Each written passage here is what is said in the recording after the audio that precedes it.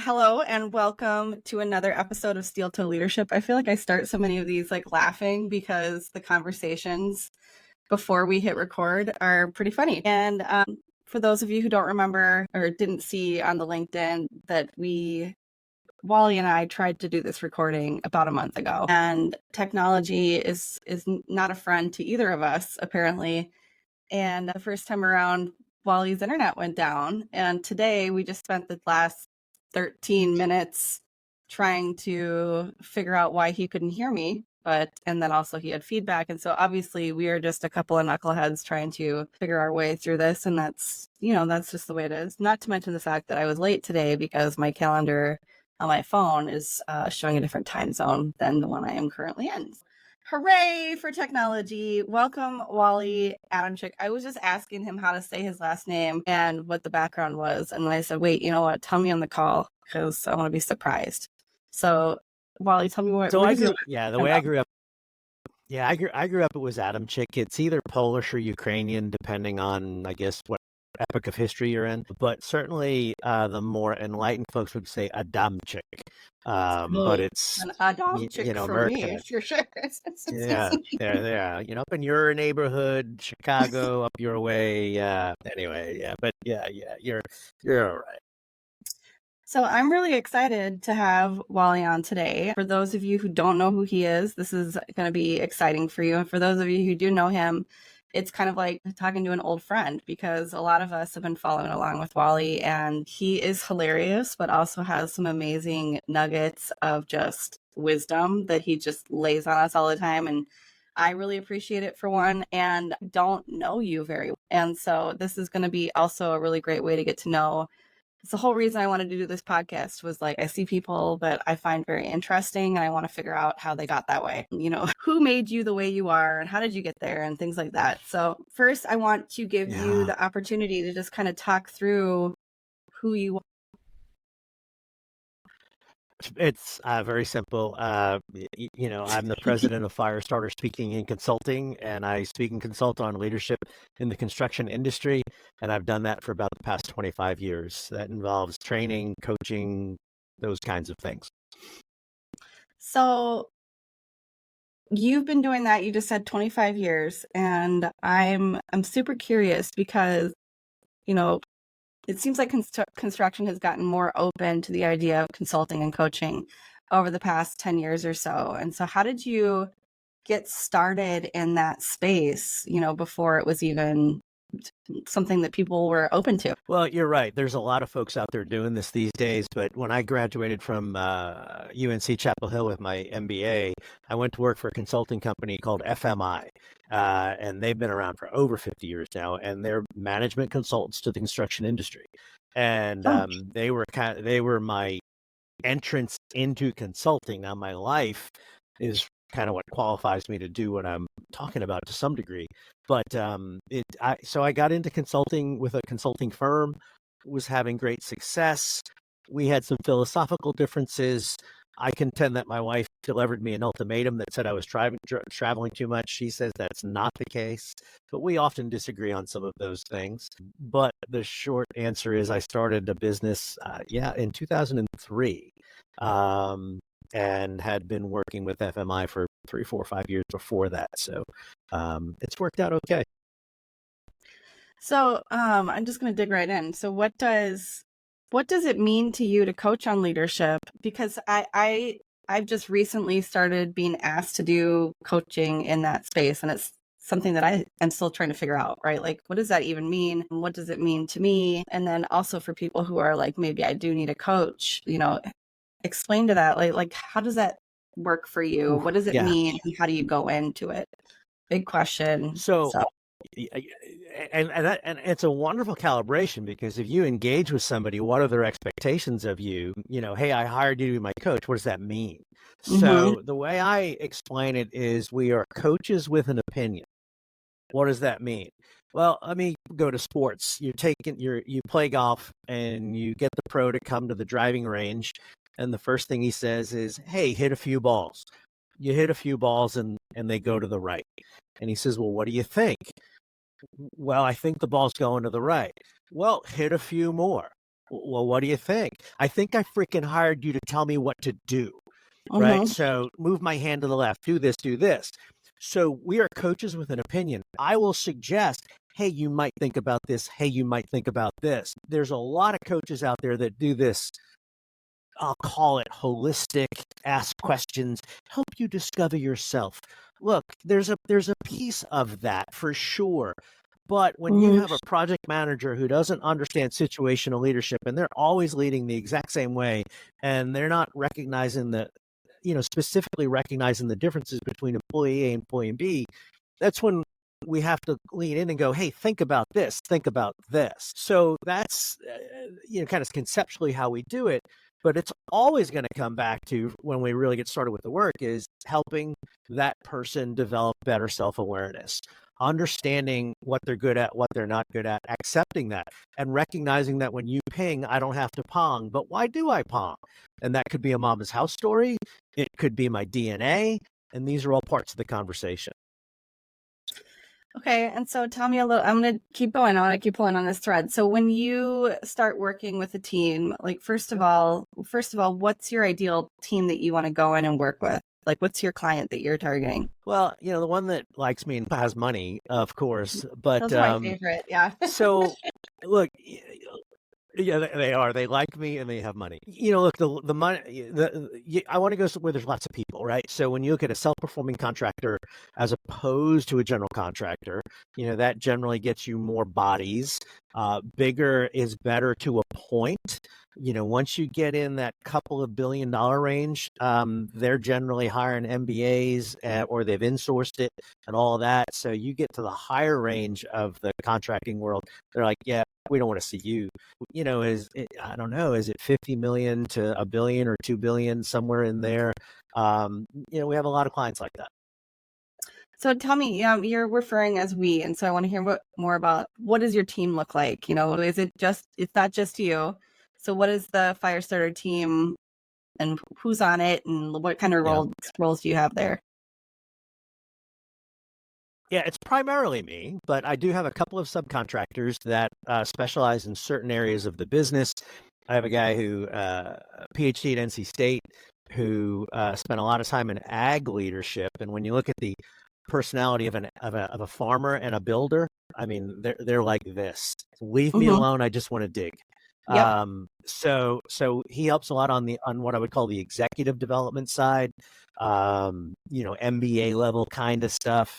Then I have some folks that we sub out with that are more in the front line kind of stuff. But no matter what engagement we're doing, it's never fully outsourced, and that's one of the reasons my business is not growing much bigger. Is I always want to have my hands on that with the client.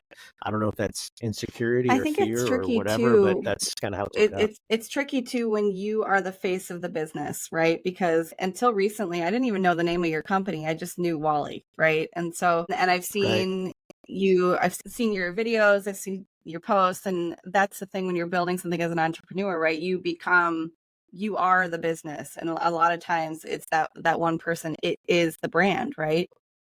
How do when you do have to bring in other people, is that difficult for you, or do you just say, no, I'll just do it myself type of thing? No, it's not difficult because it's a conversation that we have right at the outset with the client that if I see that this thing is going to be a bigger thing, Mm-hmm. that I'll introduce that right away. But yeah, that's why it's Firestarter speaking consulting, and got to have a fire in the belly and all that stuff, steel toe, as opposed to Wally Inc. or Kristina Inc.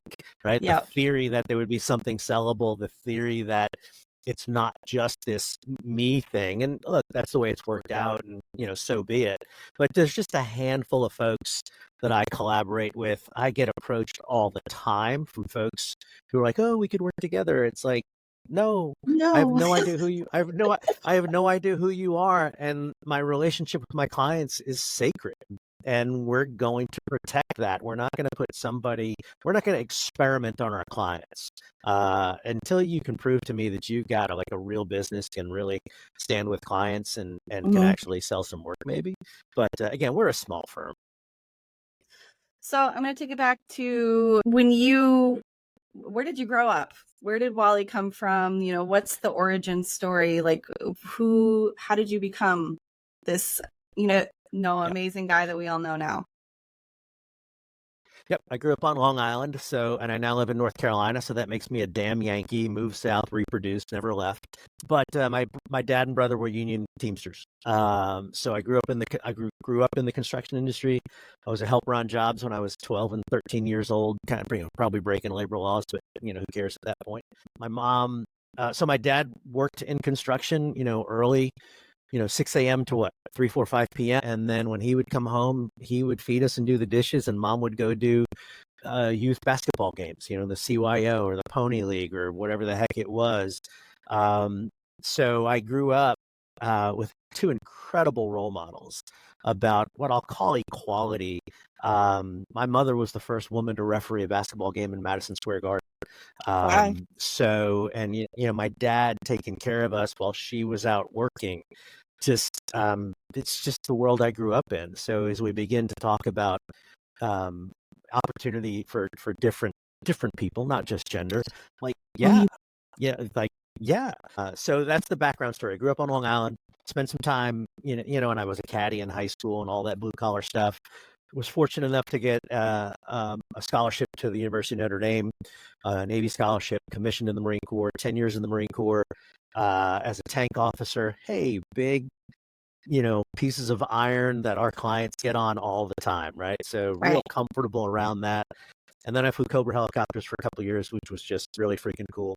And then I got out and got into, got my MBA and got into this world. And it's interesting when we go through our lives, and this is true for many of us, and you just think it's like, oh my God, what the heck? Where am I? Oh my God. It makes no sense. Like here I am now, and here I am now. And when you look back on it and you connect the dots for everything I did, it leads me right to here. The learning I had as a Marine officer, the learning I had as a regional manager in the restaurant industry immediately after coming out of the Marines and stuff, it all, because I've had a P&L. So I can sit and talk to a business owner and say, well, yeah, I understand these things. So so I think that's the nuts and bolts of the origin story. I totally relate to what you just said, and it's a big aha moment I've had over probably the last 3 or 4 years, because anybody who's been following along with my life, I've just been through it, and I've just sort of been okay, this is enough. I'm now I'm going to actually do things the way I want to do them. But I had a lot of self-conscious feelings about reflecting back on where I came from and my career, right? Because it didn't make a whole lot of sense the way that I ended up where I am, because I was a bartender, and then I was a concert producer, and then I was a high-end jewelry designer, and then I was like, you know what, fuck it, I'm going to go into construction. And I made that decision to leave that career and come into construction. And I was just thinking about this when I was recording one of my episodes, is I use something from every single thing I've done, all the way down to when I was waitress in high school, right? Or doing things, down there, like learning that retail piece, learning how to look people in the eyes when I talk to them, or remembering to shake hands or respect, people that are senior citizens, and listening to their stories so I can learn from them, because that's the things I did when I was a bartender. I was like, okay, I'm in my 20s, but whatever you screwed up, I want to make sure that I learn from that, so that I learn from it and can do something great with it. It all kind of comes together. And ironically, building jewelry, you have to have some really architectural pieces in place to make a piece of jewelry work and do some expensive things. And there's a lot of it that applies actually to how architecture and foundational work for construction works. So even those pieces, I've always been sort of it all happened for a reason. And I used so many things that we learned coming up, right? So that's a really great point. I love that you said that. Well, and I'm sure you get it. I don't get it as much anymore, because obviously I've been doing this for a while. But well, what do you know about construction? What are you going to tell my guys? What are you going to tell them about building? Oh, I'm not going to tell them anything about building. I'm going to talk to them about how their crappy leadership is going to make building the building harder, right? So you probably get a little bit more of that these days for two obvious reasons. And one, you're newer to consulting, and there's that whole gender thing, which we can just dispense with. But it's still real out there. Yeah. Yeah. I've been surprised that I haven't gotten as much pushback as I thought I would. I think I'm always sort of like ready for it. I'm ready for people to say like, "Oh, what do you even know?" But I think I'm so transparent with the fact that I don't know everything and that I'm still figuring it out, and I'm figuring it out alongside my clients a lot of times. But what I do is I ask questions people might not Right. normally ask my clients, right? I'll just say, "Well, why are you doing it that way?" Or, what's the purpose here? And I think sometimes an outside perspective is one of the most helpful things a construction owner can have. Yeah. And I would also assert that the people who call you in the first place are already, on board. There's like 70% of the construction population that wants you nor me to show up because we're going to screw things up for them. We're going to stir the pot. But one of the questions that I was taught as a young consultant was, hey, did something happen here that wouldn't have happened had I not been here? Right. The fact that I was able to ask a question, those kinds of Mhm. things. And again, that's when we're good listeners. And, I think as a young consultant, and I would tell your clients, that or the folks that are listening, if you have somebody coming in, they just start running their mouth. They're not the solution for you, Mhm. because they don't truly understand your context. And context really matters. So, if your person is listening and asking good questions, that might be willing to take, you might suggest taking step two, but it's just like going to the doctor's office. You have something wrong and they tell you what's wrong and they've been with you for a minute and a half. It's like, that doesn't really inspire confidence. Yeah, and I think that applies, and I don't know if this is what you're digging into, but the idea of like a toxic employee within a team or somebody who isn't necessarily bought into a team culture. I have a lot of opinions on things like that and what to do with an employee when they've become toxic. I would love to hear your input because it is something that can impact revenue and team morale in a huge way if not handled correctly. So I assume we can generally agree what toxic kind of is and feel like. And my solution to that is, fire them. Now, we Yep. probably did A, B, C, but I was talking to a group the other day, and it was a project engineer, had been with them for a couple of years, happened to be female. I don't think that's relevant in this case. But so I've been working with these guys for a couple of months, and this was always kind of a side thing, like what's going on with Susie, because it really and then they explained that, well, when you would ask her to do something and say it needs to be done by 4 p.m., she would go "Psh," like. "Psh." I'm like, how did you not want to like assault that person? I mean, that's just insubordinate, disrespectful, etc. Right? That like there's two paths here, right? We have an Hmm. employee. One is, hey, they're good, they're just not getting it right. One is Hmm. they're insubordinate, right? Insubordinate goes down the HR chain, and we put them into progressive discipline. We write them up. We do all those things. Good person screwing up goes through this coaching chain, this leader, and yeah, you may have to write them up, at some point, but to get their attention. But yeah, toxic, get them out. Yeah, 100%. I think, you know, there's this mindset, and I don't know if you run into this, but with a lot of my clients, they have these guys or gals, but usually guys who have been working on their team for a long, long time, right? And they've established this rapport, that this behavior, this negative, feedback or whatever, just not showing up when they're supposed to is okay. And then they're confused when the rest of their team is sort of playing into that behavior. And I try to explain to them, well, you got to let such and such, either you need to establish some new boundaries and expectations, or you need to let them go because they're reestablishing your, Yeah. your environment, and you're not in charge of it anymore. They are. Right. So we have values and we can talk about values. And I'll assume the website has, whether they say safety, integrity, quality, or there are lovely sentences behind them. I like lovely sentences and I like creativity. But in any event, but look, if your values don't have value to you, they certainly won't have value to anybody else. So if you got this person who's abusing people, coming to work late, being a jerk, whatever, that's your values right there. I don't Yeah. care what the words say. And look, I'm going to, if you've been with me a long while, I'm going to give you the benefit of the doubt. Yes, we do have favorites and all that stuff. But as it relates to the values thing, there's a line that if you allow to be crossed from a leadership perspective, whether that's as an owner or as a team leader, you don't have values. And then, oh, by the way, if your values are negotiable? What about your submittal log? And what about just yeah, like everything is negotiable at that point. And then you have no standards, and then it's just anarchy. Well, and you have these companies too that have been around for several generations, or it's something that they inherited, and they've never taken the time to establish those things, right? Those values or expectations of their employees. Now they're doing it, third generation, or maybe they've only been in business for 5 years, but that's already established expectations by then. And so going in then and trying to reshift anything, like, that's why I want to do what I do, is to get in there as early as possible and just redevelop or even start to develop better habits and expectations for the team, right? Before it's a complete dumpster fire.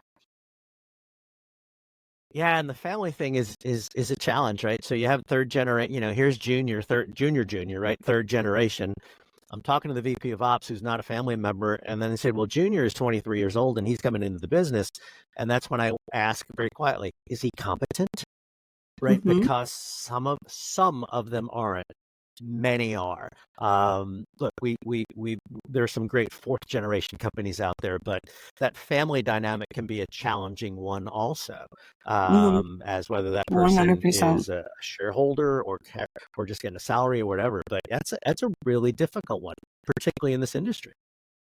Yeah, and a lot of the time, those family employees, those young guys, they don't have real life experience from other places aside from that business that they're walking into.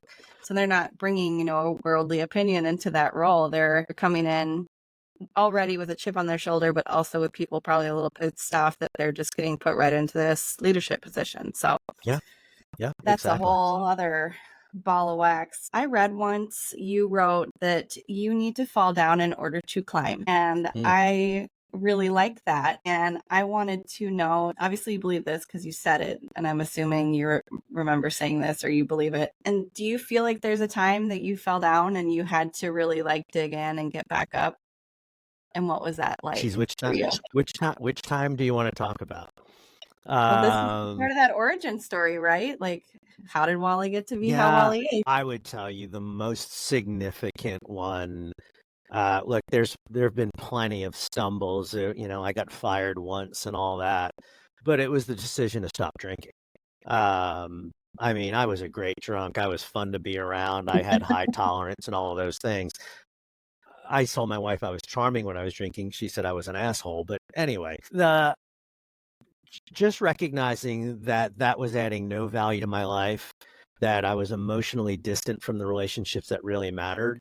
Um, you know, wife. That decision probably stopped me from going. There's an eventual story there, right? That Mhm. that substance abuse takes people. And am I an addict? Am I an alcoholic? Semantics, sure, maybe not. I still love chocolate chip cookies, right? And I can't stop eating those freaking things. So I've got issues, but it was that recognition that my life was not getting better and that was not adding anything to my life. So um, that to me was the inflection point in my life, because after that, like, everything started getting better. Look, Mhm. stopping using is hard, but it I would probably be dead or in jail by now.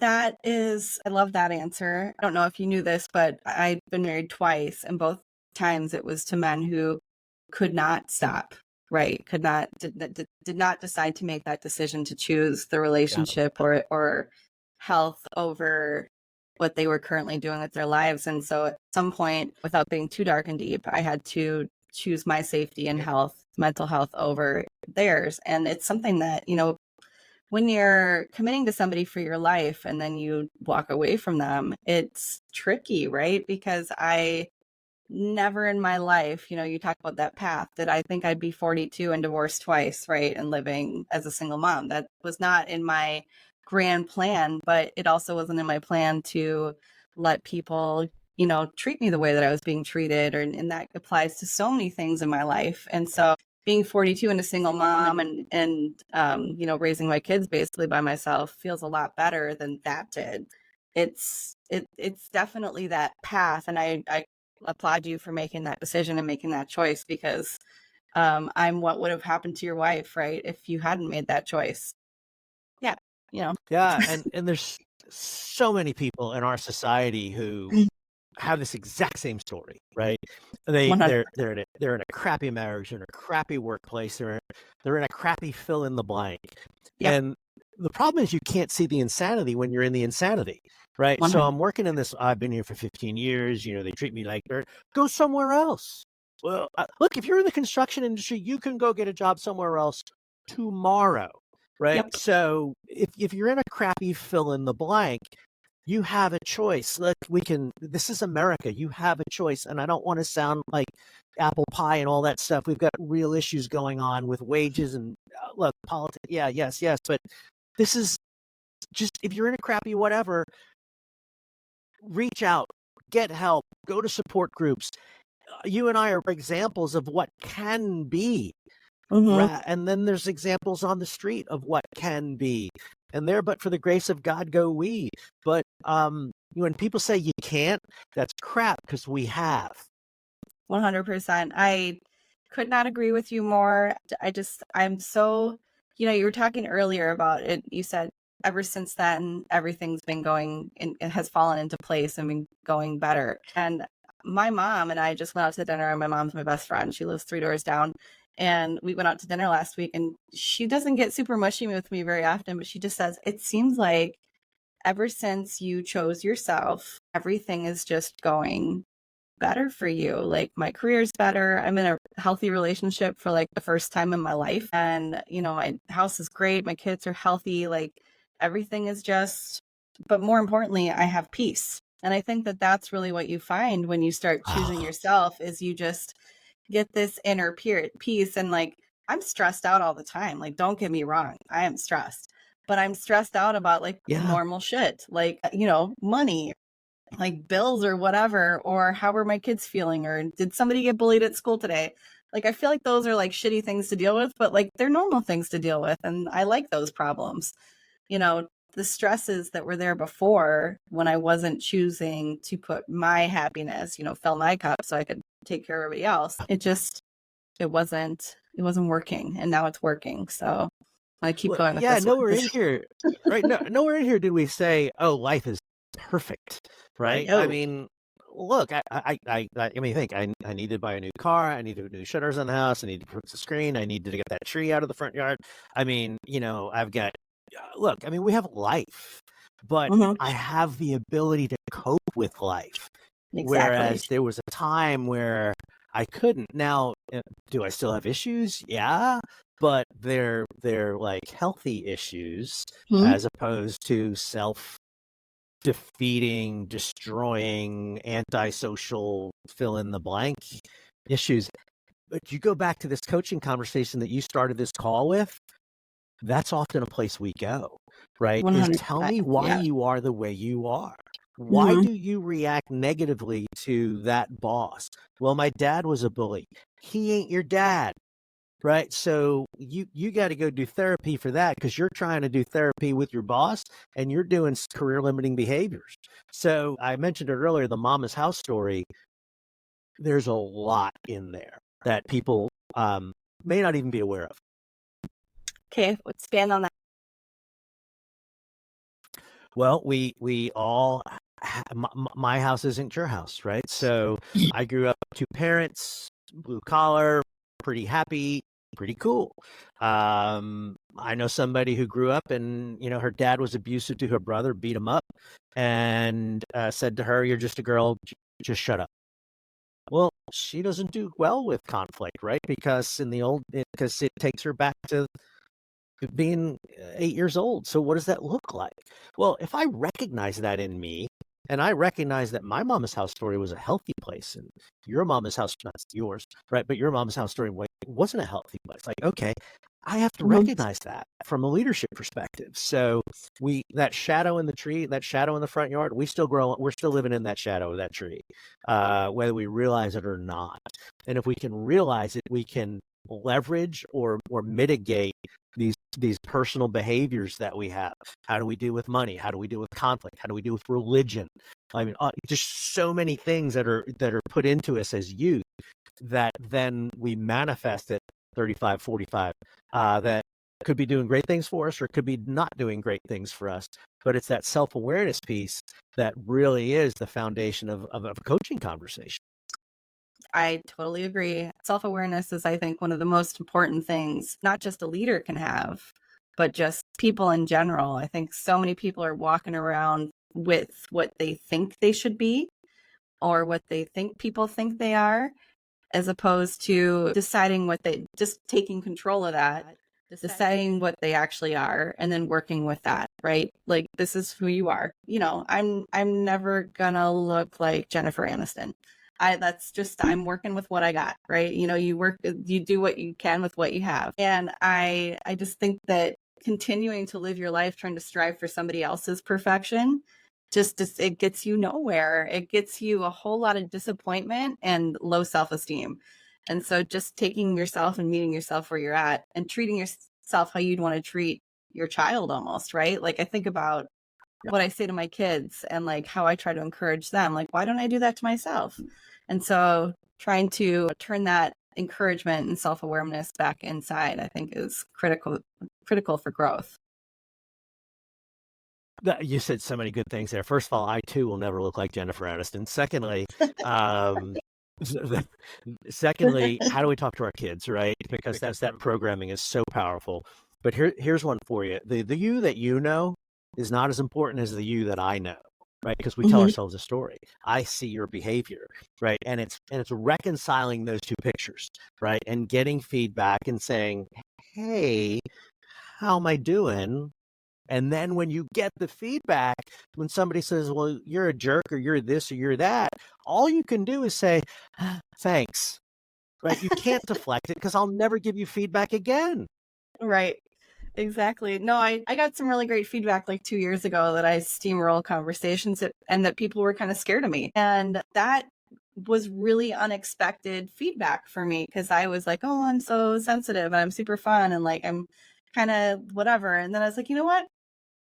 I'm okay with this. I'm going to work on not being scary. I want to be more approachable and maybe I just need to be more authentic. But like, understanding that I steamroll conversations because a lot of times I had to yell to be heard is just, I'm okay with that. So that's just part of the personality that I developed over years of working in male heavy situations. Like, women have to be noisy. We have to be a little bitchy, and being soft doesn't always get us where we want to, unfortunately, Yeah. And isn't that a dichotomy? I'm assertive, you're a bitch, right? I mean, that we got to work through those, right? Talking about performance, talking about results, but that's a society we live in. Yeah, I don't really even take I've been called a bitch a lot. I don't really take it as an insult anymore. It's kind of like, okay, I'll be that person. That's fine. Yeah. It is what it is. I'm going to take us in a whole different direction. So when we're talking about construction, the hot topic of like the past however long is workforce development, I want to know kind of like, what are we getting right in your opinion, and what do we really need to work on? I would say at the broader, national perspective, this concept of bring back the trades is a good one, right? That college isn't for everybody.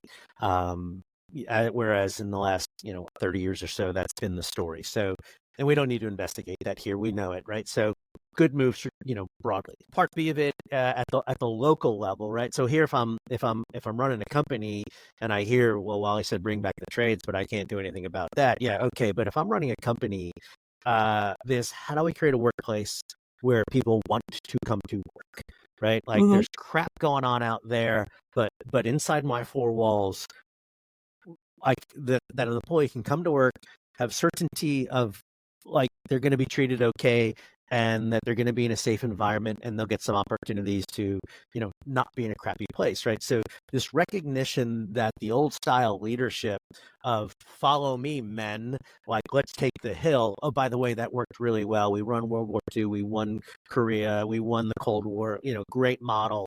That world doesn't exist anymore. So leaders recognizing that world doesn't exist anymore and saying it's more of a, hey, let's go, put your arm around me, let's go kind of a thing, and let's go together. But so call it quality of life, let's just call it quality of work. That is, I think, the opportunity in the construction industry, 60, 70, 80-hour weeks. What the hell is that? Well, Wally, we won't be competitive. Yeah, I know. I've heard all the stories, but I also know companies that are figuring this out. They're figuring Mm-hmm. out work-life balance. They're figuring out not working 60 hours every freaking week, 70 hours in summer, whatever it is.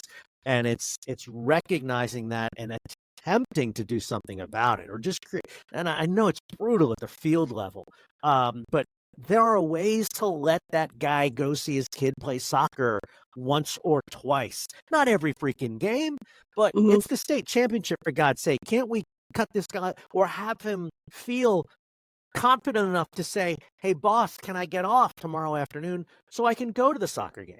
Because I've heard the story where the guy says, I wasn't going to ask because they were just going to tell me to shut up and dig.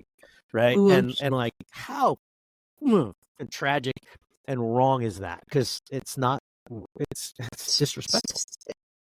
Yeah, I agree. And then the disconnect, though, from getting these community people and high schoolers and young people interested in construction.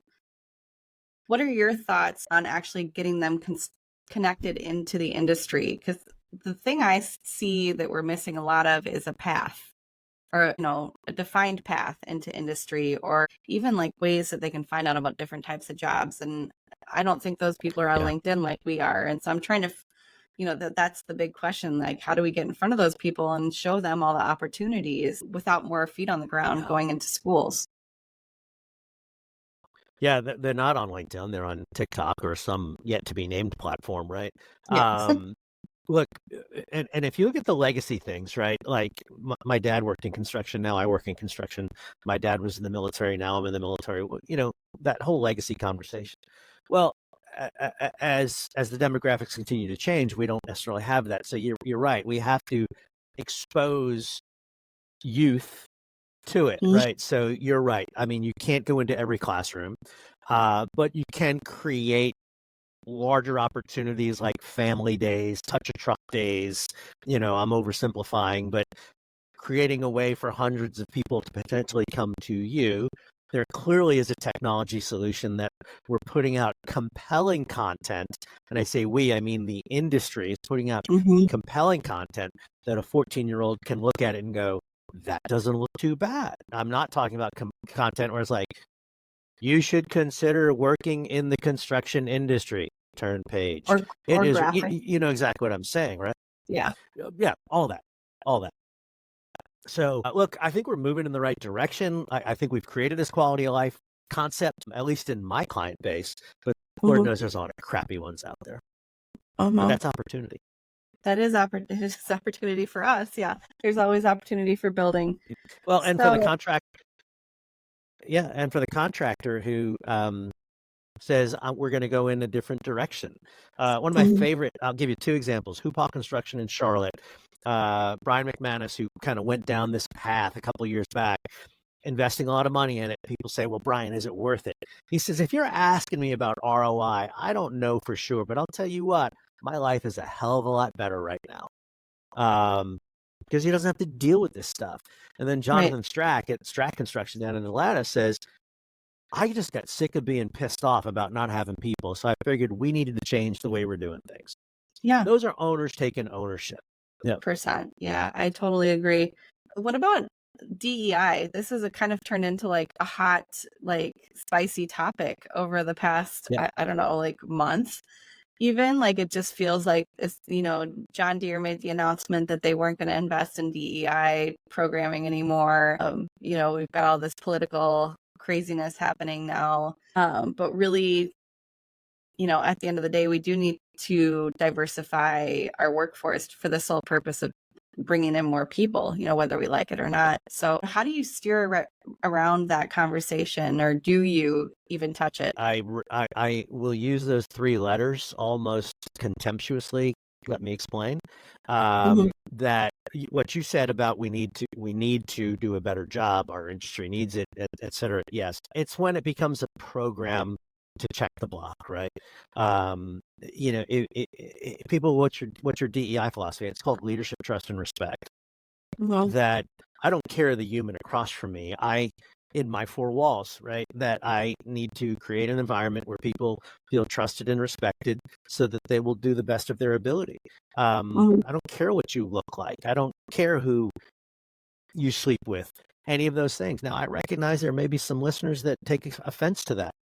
That's your choice. But this is inside our four walls. So again, my mom was the first woman referee in Madison Square Garden. Like I said, my daughter was a Division I athlete, probably because of some of the efforts of mom, right? So I'm not too far away from, I'll use the word equality, equity maybe is a better word, right? No, and there's a lot of freaking Neanderthals on job sites that um, I would say need to go away.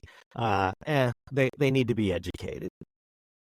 Yeah, I just, it's such a tricky conversation to have, right? And to do it in a way that's respectful to everyone, which is really what you want. And I just wrote about this the other day because I share the same feeling about programs being developed just to check a box, and just the whole Right. idea of writing something out and having meetings upon meetings upon meetings just to say like, hey, we're being proactive with DEI. But if you ask those people, like, do they really know what those three words mean and what they actually are trying to do? Because we're doing so much work, focusing on certain, minority groups, we might end up swinging the pendulum too far and pushing away the other groups. And so it really does come down to everybody feeling included. And so it is a balancing act. Obviously, we need everybody. We have a huge crisis on our hands when it comes to workforce. So like we need everybody involved. It's really just respecting everybody's life and just letting them live it. So if I look at the values of an organization, it says we treat everyone as family. Okay, well, that says we treat everyone as family, right? What Prove it. I don't, yeah, but and no, for sure, but not we treat this population as family and this population as outsiders, right? We treat everyone as family. Okay, cool. Then I don't need a DEI program, right? Because I bring people in who are well qualified, maybe not best qualified, well qualified. And then we create that culture where I want to help you, you want to help me, and we're not looking at superficial qualities. We're looking at Mm-hmm. deeper qualities. Mm-hmm. Look, there's a long way to go. And there's a lot of bias out there still. Some of it now just unconscious, right? Like, hey, the boys are going on a golf trip. Oh, Kristina, you don't play golf. Yeah, but I'd like to go on the trip, right? That kind of, oh, we didn't think you'd want to be with seven dudes, playing.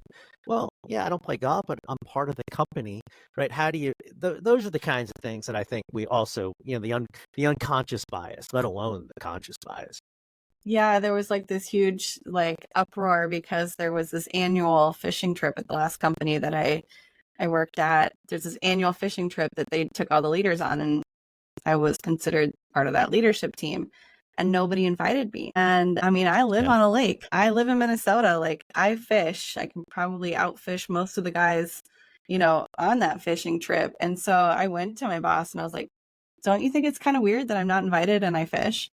And I'm considered part of this team. And Mm-hmm. he's like, yeah, he's like, I guess you're right. We've never had a woman go on this trip. He's like, we'd have to make, sure that you had your Yeah. own space to sleep, and there'd have to be things to do, and make sure that everybody didn't get too drunk and disrespect you and blah, blah, blah. And I'm like, well, those just seem like things that we should probably figure out, because I Yeah. wanted to go fishing too. Exactly. All right.